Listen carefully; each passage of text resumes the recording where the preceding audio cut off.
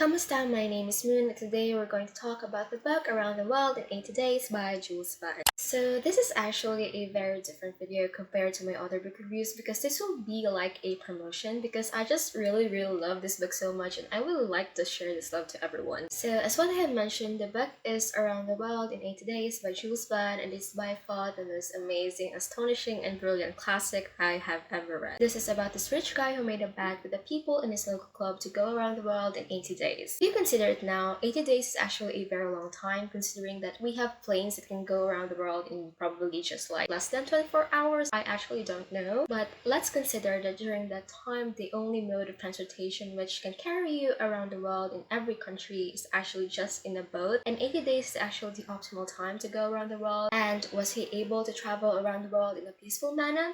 Absolutely not, considering that he was accused as a robber and this agent has been following him around the world and created the shenanigans so that he can get a hold of him while he waited for like the warrant of arrest. Basically, it's very chaotic and I just love it so much. So now let's get on to the basic stuff, aka the characters, plot, writing style, and rating. Let's start with the characters. So the characters are very interesting and I really love their dynamic and they are very enjoyable to follow. So the very first character I'm going to introduce is actually Phileas Fogg, and this is the rich guy which I'm talking about earlier. He's the character who seems to get his things done properly and perfectly, and he's also very smart and cool despite the trials he was facing. Like, all in all, he is such a cool dude. The second character I'm going to introduce is actually Passerpout. And Passerpout is actually my all-time favorite character in the book. He is such a sweetie, he is a cinnamon roll, he's very loyal, honest, and kind to a fault, and he is such a sweetheart and very considerate. 10 of 10 would date him if he's a real guy. The third character I'm going to introduce is actually Luda, and I actually don't know if that's the right pronunciation, and I could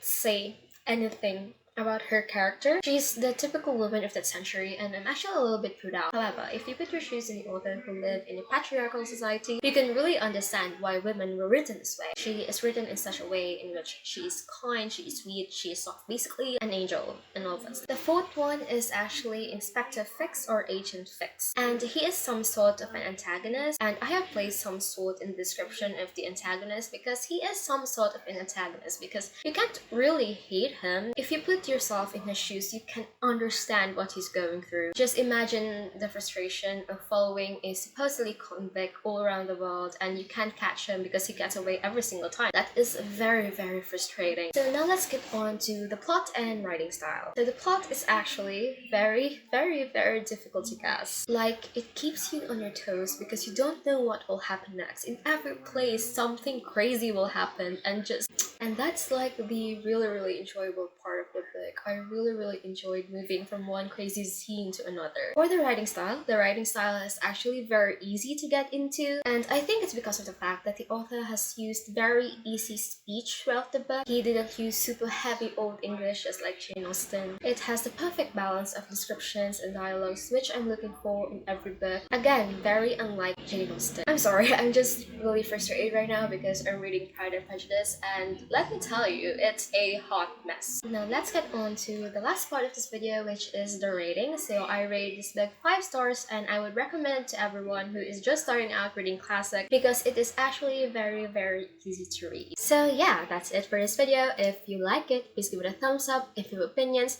please comment it down below and let's discuss. And I'll see you in the next one. Bye guys!